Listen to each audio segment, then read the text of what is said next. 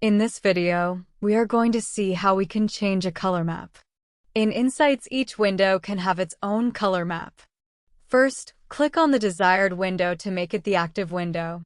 In Insights, the active window is surrounded by a magenta box.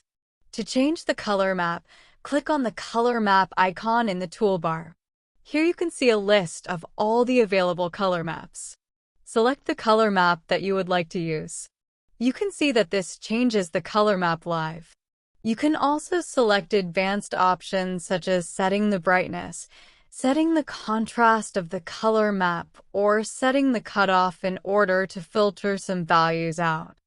You can also set the transparency in order to be able to visualize different elements better. You can click and drag the two vertical lines in order to adjust the color map limits. You can also select a color map curve between the available options.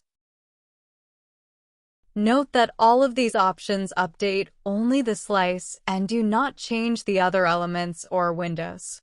Similarly, if you would like to use a different color map for one of the B-scan windows, click on the B-scan to make it the active window and then select the color map from the toolbar.